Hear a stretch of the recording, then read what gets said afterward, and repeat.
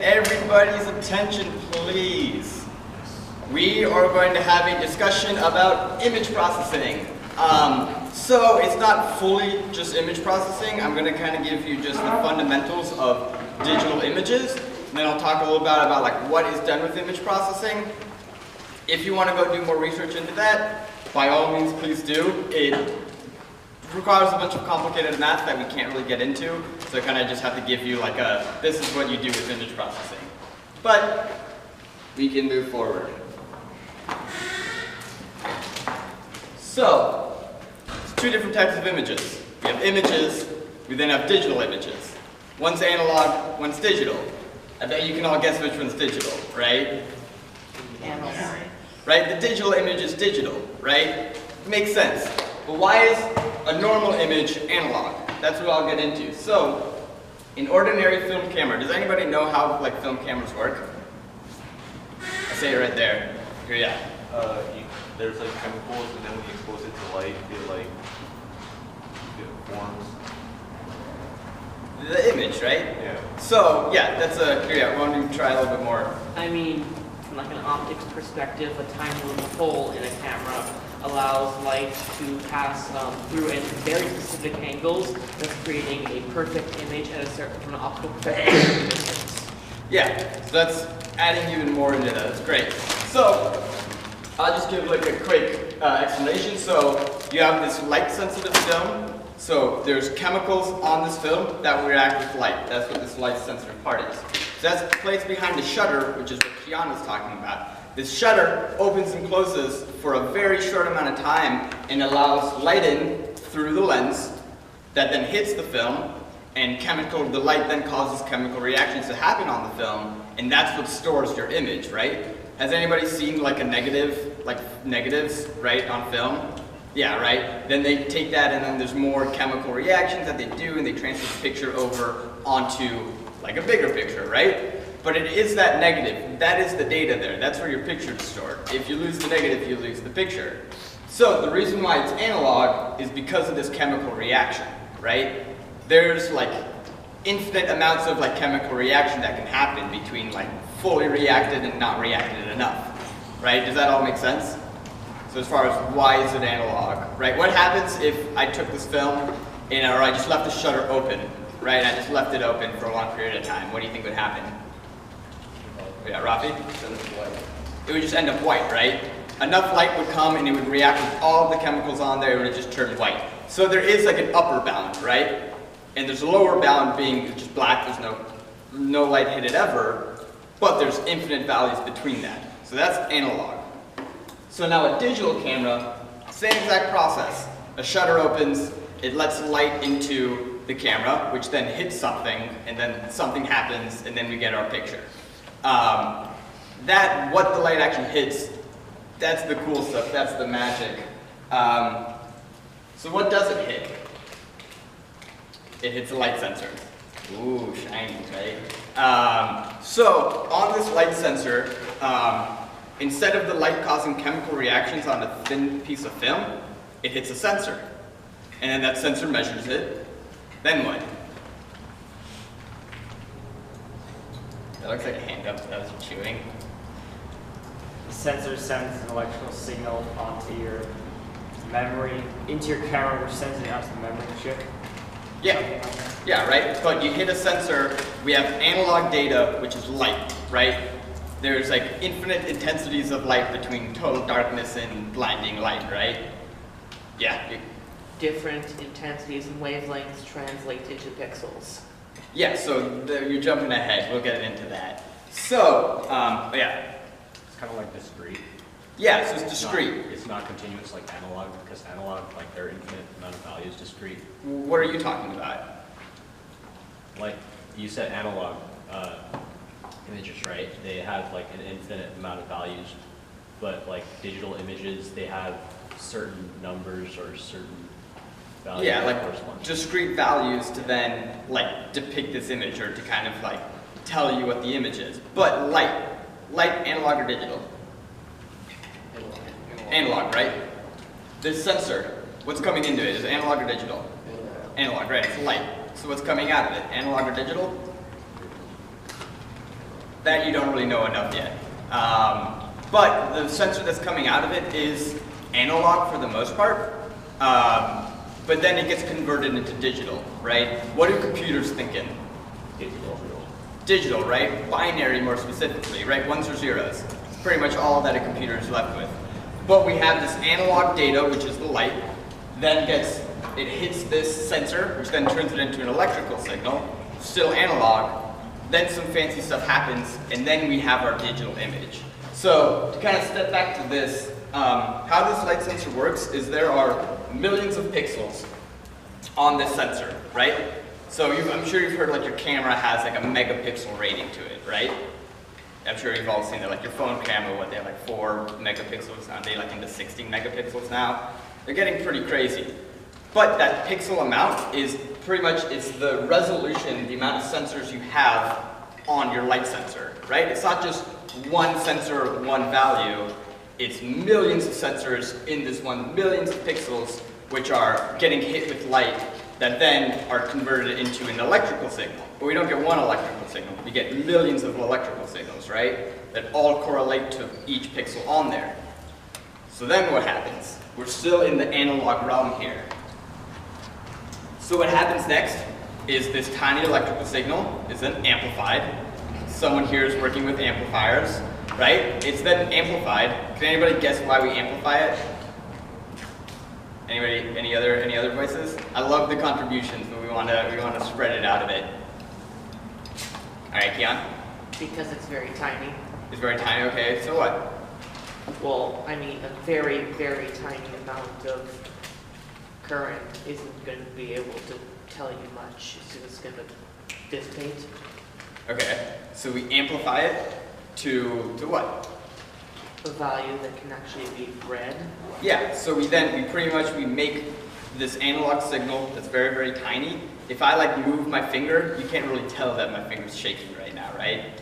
But if I do this, it's pretty easy to tell that my finger's shaking. It's a lot easier to tell like kind of what's going on when you have a bigger range to look at. So that's what this amplifier is for. Light hits the pixel then takes this light and generates an electrical signal. We then amplify that electrical signal, and then we have like a microcontroller, and there's a bunch of fancy electronics in there that read that electrical signal and then convert it into some digital value, right? But there's millions of them. As far as your camera, the light sensor is the most important part of your camera. It pretty much limits how good of a picture you can get. So we'll talk a little bit more about that moving forward. But what are these numbers?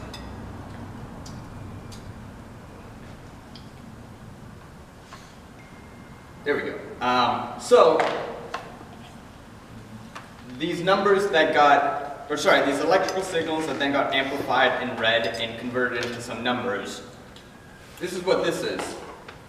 This is a picture right here. I don't know what it's a picture of, but this is the picture. What are each one of these numbers? Values from what? Like from 0 to 255. Okay, but like from what I was just talking about, where are these numbers coming from? Oh yeah, they're coming from the electrical signal. Yeah, from these tiny electrical signals, right? So each pixel then gets a number. So when you take a picture, light gets in, it creates this electrical signal. This electrical signal is read, is amplified, then read, then turned into a value. So this value just represents, can everybody guess what they represent? What? Color. Color and just color? Oh. Jonathan is trying to deal with that. Thank you. So we have color and intensity is usually what's represented in that. We only have like one number though. So we'll go in next about like the different types of digital images. So, but you kind of get how this is a picture, right? If the bigger the number, the more intensity, you can kind of see what's going on, right? This will make more sense when we get into like the different types. So there's 3 types of digital images. We have binary, we have grayscale, and then we have true color RGB. So with binary, each pixel gets a number to it, right? the number, what are those two numbers? You should all know it by now.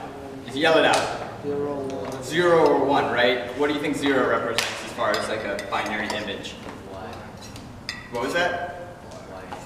Yeah, white or black, 50% shot, 50% guess. Red. 1 second. Cool. So yeah, each pixel is black and white, and you only need 1 bit. So does everybody know what a bit is? Some of you, right? It's like one value. It's a 1 or a 0, right? With 1 bit, you only have 2 values you can represent, 1 or 0. The more bits you have, the more values you can represent. That's getting into numbering systems. It's important, and you need to understand it if you're going to understand this stuff. But that's enough for right now. So here's an example of, here's an example of a binary image. All you're left with is just black or white. So if we take this little section where you kind of show this little squiggly line, and we look at it as far as computer language, which is binary, this is what that looks like.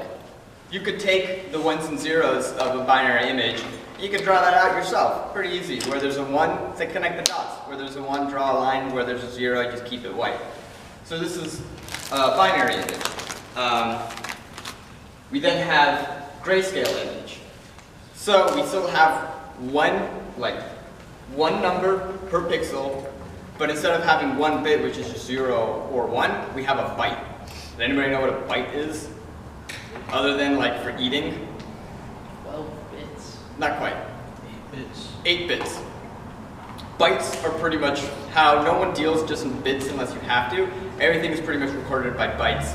Your memory and stuff, it's all gigabytes, right? It's all represented as bytes.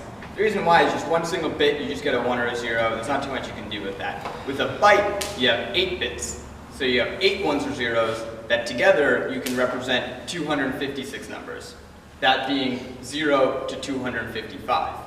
So, what do these numbers represent? What do you think they represent? Some other hands. Yeah. Shade of gray. Shade of gray, exactly. So, 255, what is that? No, not quite. So if going back to binary, if 0 was white and 1 was black, 0 is still white, but what's 255? Pure black. Pure black. Cool, so what's a number in between? What's 100? Shade of gray. That would be a shade of gray like you were saying. So that's where we have way more resolution. Each pixel, we have 256 values that we can use to represent the intensity of it. So you put all these numbers together and you get your image, but just in black and white. Yeah, anybody have any questions? No? Cool. So the next thing we can go into is true color. So this just doesn't have 1 byte anymore. You now need 3 bytes to represent every single pixel. Is anybody here working with an RGB LED? Yeah, so we have a bunch of people working with RGB LEDs, right? Same exact thing. You have 3 colors, red, green, and blue, and you represent each of those colors you give an intensity to. And then when you take those different intensities and like you mash them up, you get your color, right? I'm not an artist. Well, I am. I don't know color theory. I don't know, I forget what blue and yellow gets green, right? Something like that. But we're just stuck with red, green, and blue. You can represent pretty much any color you want, just with those 3. So what happens if all, so I guess looking like this, we have all our different pixels, right? We have, what is this? We have a bunch of pixels here, but we have these 3 different like blocks for each, more like we have 3 numbers for each pixel, right? So if all 3 numbers are maxed out, what color do you get? White. I think someone, huh? I think you get white, because I think white is all the colors, and then black is lack of colors. With binary images and grayscale, I think it's generally just like black is higher number. With true color, it kind of all gets mixed up. If all of them are 0, you get white, right? There's no color, or sorry, other way around. All of them are 0, you get black. I may be like fudging up the actual, like what numbers represent what colors, the theory still holds. That makes sense to me because like black is the void of color. And Yeah. if there's no color, then it would be zero. It would just all be zeros. Yeah, so for true color, that makes more sense. If all of these numbers were 0, then we would have black. If they were all maxed out, we would have white. So is each individual light like a grayscale image? So that's kind of the, so like if I took this, if I just took this right here, and then I just like spit out a grayscale image, Yeah. it would pretty much only show the reds. It would take the reds that are in this picture, and then it would take like the intensity of red, and it would convert that to grayscale. So this is where for grayscale, you only need to represent the intensity of either like black or white. We now need the intensities of these 3 different colors, these red, green, and blue. So then you have the different intensities of each of these colors that when then combined give you the true color of what it actually is. So let's say this was like 255 and the rest were zeros. What color do you get? Let's say this was just filled with a bunch of 255s. Red. You get red, right? Same thing. If just the greens were all 255 and the rest were zeros, that pixel is green. This is representing, what is this? Yeah, this is representing more than just 1 pixel. But you need each of these 3 numbers to represent 1 pixel for true color. Does that all make sense? Yeah? No? Yes? Any questions? No? Okay. Cool. So now you understand how a digital image is represented. It's pretty much, you can take any pictures and you can just spit out a list of numbers. That is your image. Doesn't mean anything to us. It's the reason why we don't read binary. It's the reason why we don't read binary. We convert binary into something that makes more sense than us. Makes more sense to us, excuse me. So what do you actually do with image processing? Image enhancement is one of them. I'm sure you guys have seen like the crime shows and stuff. They like zoom into a face, right, and it's all blurry, and then he like clacks away at his computer, and then magically a face appears, right? Does that seem possible? No. No, it's not at all possible, right? They're trying to create data out of data that doesn't exist, right? So getting something that isn't an image to something that's a blobby face into an actual person's face, impossible. The data's not there, so you can't magically get the data from something that doesn't exist. What you can do though is you can manipulate all of these numbers to get desirable effects out of the picture. So this is just a nice example. This side was all like blacked out, everything is all like a big shadow. So what they did is they took all of the values in these pixels and they changed those numbers using fancy math that we won't get into, to then tone down like the shade of that color. They wanted to bring more color out of it. They didn't want it to be so black. They wanted to actually be able to see the different color textures in his face and all that. So that's really all you can do. Is you can just manipulate the colors to change the picture into like a different form. But you're still limited to the original picture. What limits that original picture? Thinking back to this discussion. The amount of pixels in the picture. Like In the what? The limits, if there's less like pixels in the picture, then you can't change as much. Or the picture or the, okay, yeah, but what is giving us those pixels? Colors? Light sensor? The light sensor, right? The light sensor, that is the transducer. A transducer is a fancy term for something that changes one thing into another thing. Right, we use, like every time you turn on your electric stove, that's a form of transducer. It is taking the electrical signal, converting it into heat that we can then use to cook our foods. So that light sensor is a transducer. That's where you actually get the image from. If your light sensor is bad, your camera's bad. Because pretty much you can have all the fancy like contraptions around it. You can have like crazy computing power, but if your light sensor doesn't have that many pixels, or your light sensor isn't reliable in giving the correct like electrical signal based on the amount of light that's hitting it, you're stuck, you're bottlenecked. If any of you have built your own computer, I'm sure you know what bottlenecking is, right? But you're stuck at the light sensor. If your light sensor's no good, your picture's no good, you're not gonna be good. you're limited there, which how much like resolution you can actually get. So that's image enhancement. This is now image segmentation. This is a little bit more relevant to what we do. You don't do too much image enhancement, other than maybe like not Skype, what's it called, Snapchat filters, right? That's doing some image enhancement, but it's also doing some image segmentation.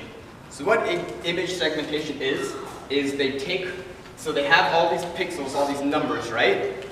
Then doing fancy math, is pretty much all I can say. You can look 48 transforms. If you want to go into that 48, come ask me later, we can go into it. It's, I don't have fun with it, but I have to use it as an electrical engineer. But with all these numbers, what they can do is they can figure out like meaningful segments of this picture, right? So they can see the outline of the elephant, right? You can get that that's an elephant. When the computer looks at it, we don't really have the image in the background. All you're left with are these like segments.